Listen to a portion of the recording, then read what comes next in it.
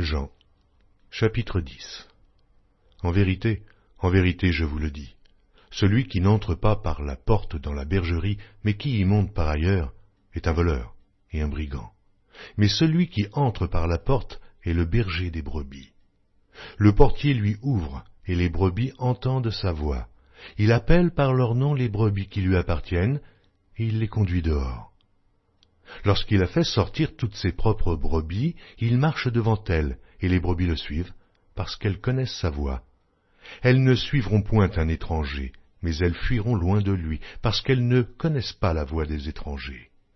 Jésus leur dit cette parabole, mais ils ne comprirent pas de quoi il leur parlait. Jésus leur dit encore, en vérité, je vous le dis, je suis la porte des brebis. Tous ceux qui sont venus avant moi sont des voleurs et des brigands. Mais les brebis ne les ont point écoutés. Je suis la porte. Si quelqu'un entre par moi, il sera sauvé. Il entrera et il sortira, et il trouvera des pâturages. Le voleur ne vient que pour dérober, égorger et détruire. Moi, je suis venu afin que les brebis aient la vie, et qu'elles soient dans l'abondance. Je suis le bon berger. Le bon berger donne sa vie pour ses brebis. Mais le mercenaire, qui n'est pas le berger, et à qui n'appartiennent pas les brebis, voit venir le loup, abandonne les brebis et prend la fuite, et le loup les ravit et les disperse. Le mercenaire s'enfuit parce qu'il est mercenaire, et qu'il ne se met point en peine des brebis. Je suis le bon berger.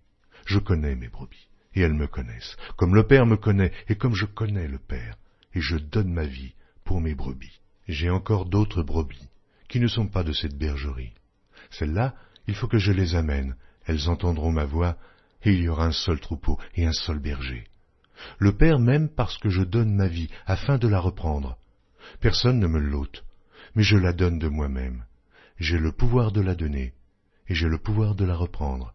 Tel est l'ordre que j'ai reçu de mon Père. Il y eut de nouveau, à cause de ces paroles, division parmi les Juifs. Plusieurs d'entre eux disaient, « Il a un démon, il est fou. Pourquoi l'écoutez-vous » D'autres disaient, « Ce ne sont pas les paroles d'un démoniaque. Un démon peut-il ouvrir les yeux des aveugles ?» On célébrait à Jérusalem la fête de la dédicace. C'était l'hiver. Et Jésus se promenait dans le temple, sous le portique de Salomon. Les Juifs l'entourèrent et lui dirent, « Jusque à quand tiendras-tu nos esprits en suspens? Si tu es le Christ, dis-le-nous, franchement. » Jésus leur dit, « Je vous l'ai dit, et vous ne croyez pas. Les œuvres que je fais au nom de mon Père rendent témoignage de moi. Mais vous ne me croyez pas, parce que vous n'êtes pas de mes brebis. Mes brebis entendent ma voix, je les connais, et elles me suivent. Je donne la vie éternelle, et elles ne périront jamais, et personne ne les ravira de ma main. Mon Père qui me les a donnés est plus grand que tous, et personne ne peut les ravir de la main de mon Père. Moi et le Père, nous sommes un. » Alors les Juifs prirent de nouveau des pierres pour le lapider. Jésus leur dit, « Je vous ai fait voir plusieurs bonnes œuvres venant de mon Père. Et pour laquelle me lapidez-vous » Les Juifs répondirent, « Ce n'est point pour une bonne œuvre que nous te lapidons, mais pour un blasphème, et parce que toi, qui es homme, tu te fais Dieu. » Jésus leur répondit, « N'est-il pas écrit dans votre loi, j'ai dit, vous êtes des dieux.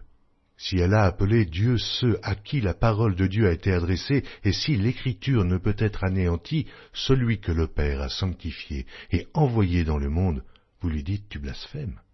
Et cela parce que j'ai dit, je suis le Fils de Dieu. Si je ne fais pas les œuvres de mon Père, ne me croyez pas. Mais si je les fais quand même, vous ne me croyez point.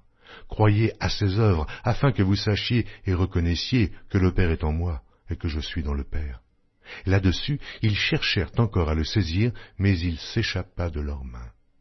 Jésus s'en alla de nouveau au-delà du Jourdain, dans le lieu où Jean avait d'abord baptisé, et il y demeura. Beaucoup de gens vinrent à lui, et ils disaient, « Jean n'a fait aucun miracle, mais tout ce que Jean a dit de cet homme était vrai. » Et dans ce lieu-là, plusieurs crurent en lui.